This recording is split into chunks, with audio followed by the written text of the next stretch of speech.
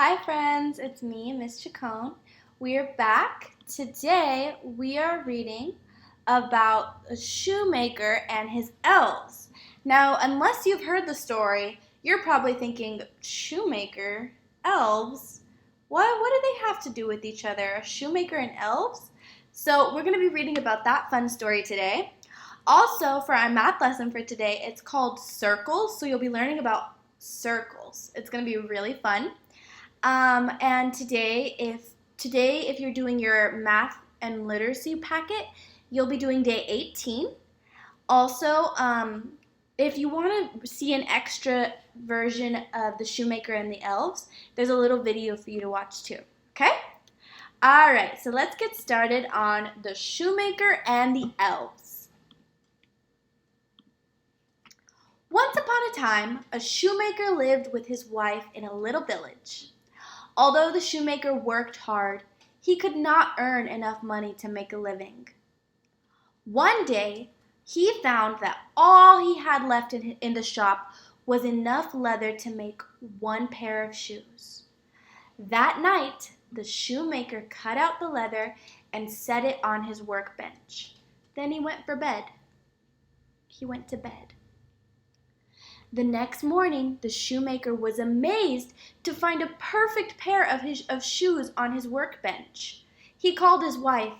"Wife, wife, come quick and see. Look what someone made for me." The shoes were so beautiful that a customer paid extra for them. Now, the shoemaker could buy enough leather to make 2 pairs of shoes. That night, the shoemaker cut out the leather and set it out on the workbench. The next morning, there on his bench were 2 perfect pairs of shoes. Once again, the shoemaker sold the beautiful shoes quickly. That night, the shoemaker cut out enough leather to make 4 pairs of shoes. Just as before, he set it on his workbench, ready to make the shoes the next day. Just as before, he went to bed. The next morning, just as before, there on his bench were 4 pairs of perfect shoes. Once again, the shoemaker sold the beautiful shoes quickly. Day after day, the shoemaker woke to find wonderful shoes on his bench. Shoes for work, shoes for play, shoes to dance the night away. Day after day, more and more people came to buy the beautiful shoes. One night, the shoemaker said to his wife, "We must find out who is making the shoes." So after supper, they hid in a cupboard in the back of the store and watched. Just as the clock struck 12, 2 tiny elves danced into the room. They hopped up on the bench and began to work. As they worked, they sang, "We sleep by day and night we sew, in and out our needles go. Stitch, stitch, stitching, small and neat. Lovely shoes for lucky feet." As daybreak came, the elves danced out the window and disappeared. "How can we ever thank them?" wondered the shoemaker. "We have made a lot of money because of them." "Let's make them some new clothes," said his wife. So the shoemaker and his wife brought the smoothest silks and softest satins. They made the elves new suits. On New Year's Eve, they put 2 little sets of clothes on the bench. Then they hid in the cupboard and watched.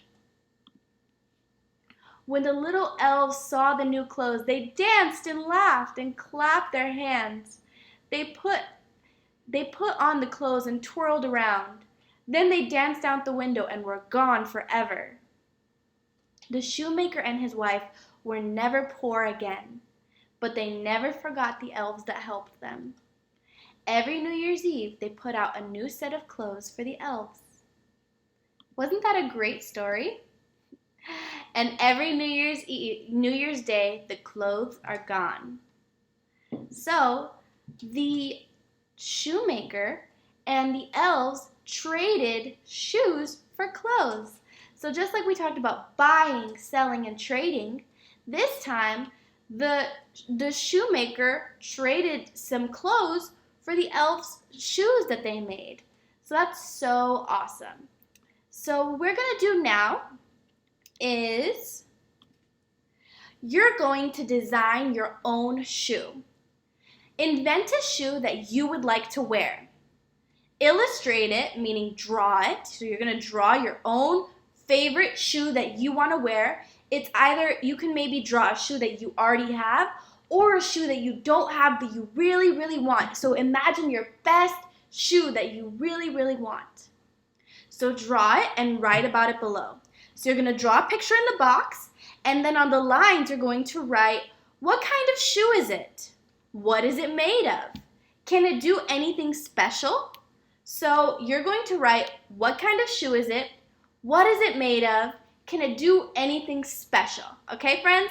So think really hard, be as creative as you want to be. If you want your shoe to be huge and beautiful, or if you want it to be so tiny and it's a shoe that helps you jump as high as you can, or it's a shoe that helps you run faster or disappear, tell me all about these really cool shoes, okay, friends? All right, that's it for today. Have a great day. Stay safe and stay well. Bye, friends.